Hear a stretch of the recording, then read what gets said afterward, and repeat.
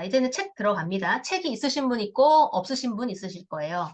자, 제가 밑에 쪽수를 적어놨는데 저도 같이 보겠습니다. 20페이지예요, 20페이지.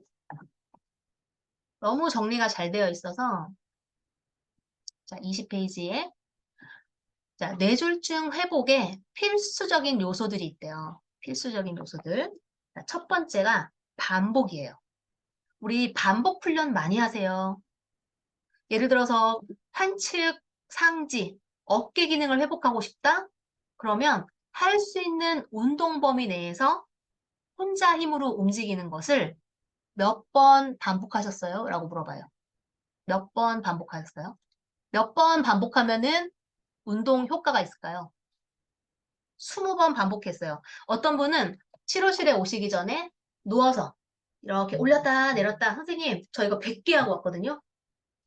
너무 좋죠. 그런데 100번으로는 부족하다. 안 하는 것보다 훨씬 낫죠. 더 많이 하셔야 돼요. 더 많이. 근데 시간상 이렇게 100번 할 수 있는 분이 있으면 저는 이거를 100번 하라고 안 하죠. 그래서 치료사가 어떤 면에서는 필요한 거예요. 나한테 시간은 한정되어 있으니까 요거 100번 할 수 있는 분이면 고무밴드 이용하거나 아령을 이용하거나 그 다음에 모래주머니 이용하거나 어떤 자세를 바꾸거나 해서 한 30번을 반복하되 동작을 더 힘들게 해서 난이도를 높이는 거예요. 그러니까 손재활을 하고 싶어요. 너무 다들 원하시는 거죠. 그러면 주먹을 꽉 쥐는 연습을 하라고 저희가 말씀드려요. 근데 요거 하시는 분들이 많지 않아요. 이게 하나 알고 모르냐가 한 끗 차이가 되게 큰 차이인데 그러니까 손이 이렇게 되어 있는 분이 있어요. 그리고 이분한테 펴는 거 손이 회복되려면 일단 펴져야 되는데요. 그 펴는 거 당연히 어렵잖아요. 그러면 이게 왜 이렇게 된 거예요?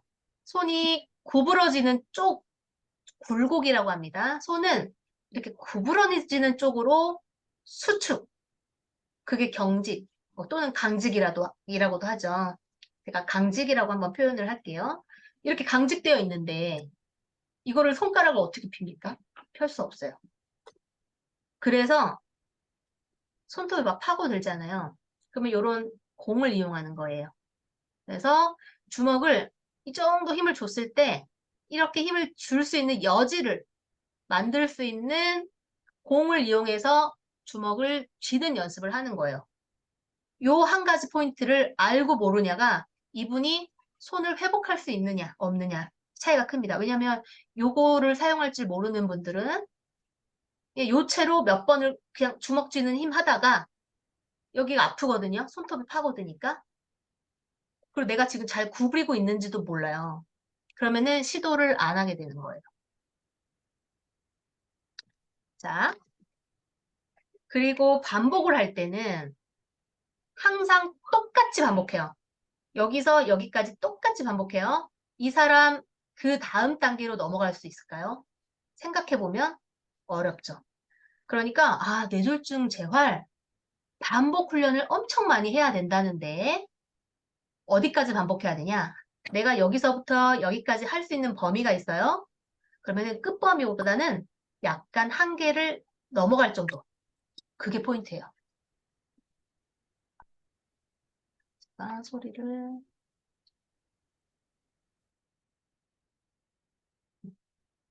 그러니까 뭐 예를 들어서 제가 트레드밀 훈련도, 그러니까 보행을 더 잘 걷고 싶다 할 때 여러 가지 의미가 있죠. 모양새는 안 좋은데 제가 좀 횡단보도를 시간 안에 건너가고 싶어요, 선생님. 할 때는 빨리 걸어야 되는 거. 선생님, 저는 빨리 걸을 필요는 사실 별로 없는데요. 그냥 사람들이 날 봤을 때 뇌졸중 겪은 사람처럼 안 보였으면 좋겠어요. 라는 분들도 있죠. 그럼 그런 분들이 아무튼 여러 이유로 러닝머신, 트레드밀 훈련을 할 때에 예를 들어서 우리가 속도를 뭐 이제 3.0 속도로 20분을 타세요. 그럼 그분은 계속 그렇게 타나요? 그 일주일 중에 한 번은 3.0 속도를 3.5로 늘려서 타봐야 되고요. 계속 한계를 넘어가야 돼요. 그리고 경사로가 원래 이렇게 편편하잖아요. 그럼 조금 경사를 올려가지고 대신 속도는 낮춰도 되고. 그런 식으로 계속 변화를 줘야 되고, 현재 내가 할 수 있는 능력보다는 조금은 더 시도해야 돼요. 손재활도 마찬가지고. 그게 포인트예요. 책에서 보면은 뇌에서 그 동작을 보다 잘 조절할 수 있게 되려면 약 2,000번을 반복해야 된다. 약 2,000번. 대부분의 동작이 수십만 번까지는 하긴 어렵지만 수만 번은 반복해야 향상된대요. 이거는 뭐 왜 이렇게 되나요? 하면은 뭐 답이 없고 대신에 아까 2,000번을 반복하는 건 사실 하루에 몇 번 반복하면은 채울 수 있을 거예요. 며칠 걸리겠지만. 근데 차이가 있어요. 2,000번을 반복하는 거는 이런 단순하게 팔꿈치를 구부렸다 폈다 하는 이 한 가지 관절. 요거를 회복을 하는 거. 처음에는 이거 어려우신 분들 있었죠? 침상에 누워서 팔꿈치 구부리는 거를 요까지밖에 못 올려요. 힘이 없어서. 그러면 이렇게 가기까지를 2,000번을 반복한다? 이건 가능해요. 그런데 복잡한 동작들이 있어요.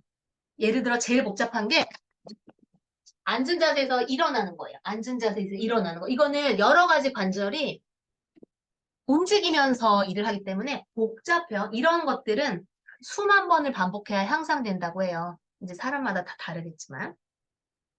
그리고 두 번째는 구체적인 목표를 세워라입니다. 그냥 잘 걷고 싶어요? 안 됩니다.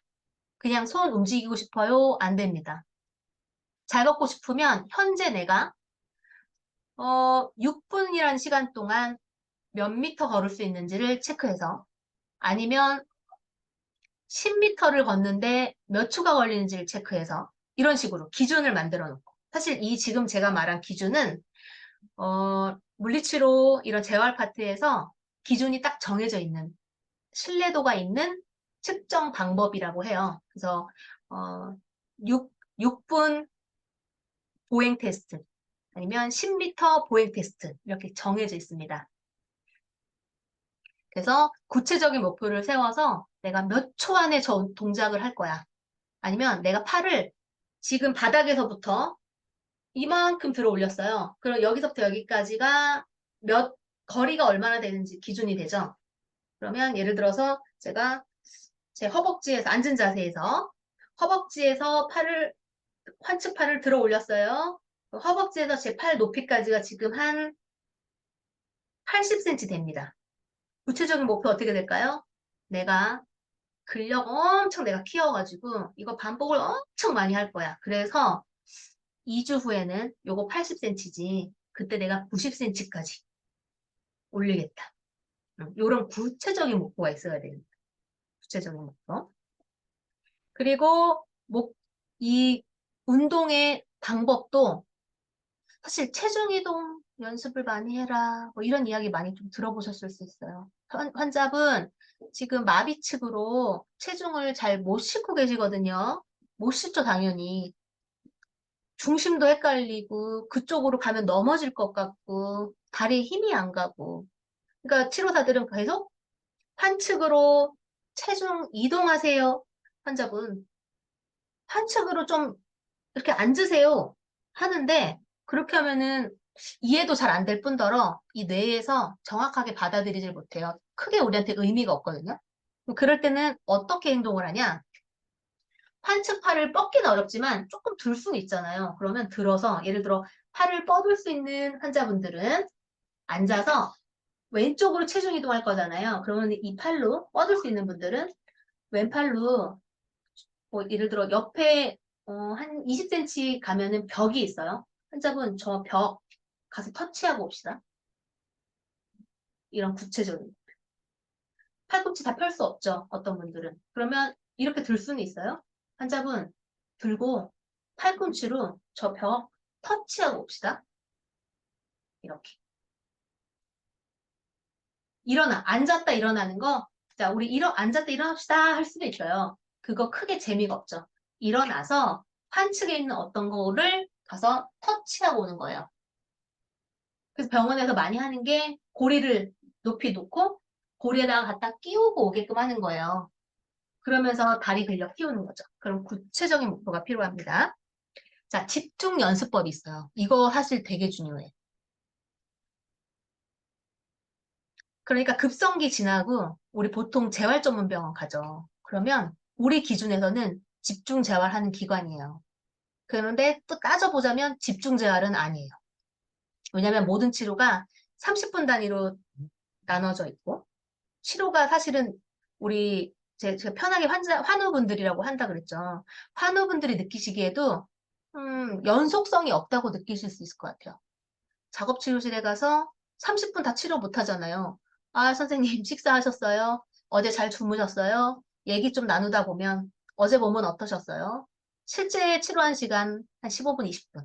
그리고 또 다음 치료실로 이동해서 물리치료실에 가서 또 신발 벗고 선생님 어제 제가 좀 몸이 좋았습니다. 뭐 하다 보면 30분 다 채워서 운동 못 하죠. 그러니까 여기 책에서 말하는 집중 운동은 한 번에 5시간에서 8시간 동안 쭉 집중하는 걸 집중 연습법이라고 하고요. 근데 물론 나눠서 운동하는 것도 효과는 좋대요. 그러나 중요한 건 집중해서 하는 게 효과가 있고 어쨌든 운동을 많이 하라는 얘기예요. 그리고 지금 여기 들어오신 분들은 뇌졸중 재활에 굉장히 관심 많으시고 열심히 하시는 분들이라고 저는 생각을 해보는데 잘 생각해 보셔야 돼요. 지금 내가 하고 있는 재활운동 프로그램에 조금 새로운 동작들이 계속 추가가 되고 있는지 운동 프로그램에 계속 변화가 있어야 돼요.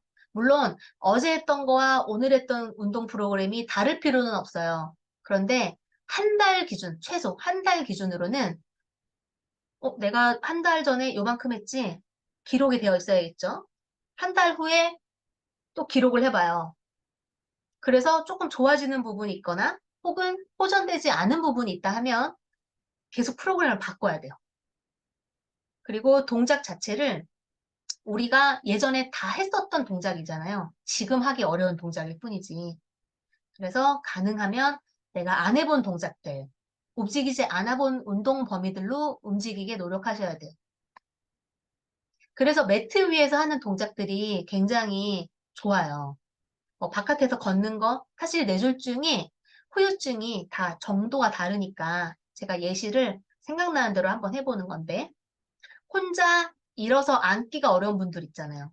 그러면 매트 위에서 병원이나 집에서의 침대 위는 좁아요. 넘어지기 쉽고. 그러면 제가 보호자라면 바닥에 두꺼운 매트를 깔아드립니다. 바닥에.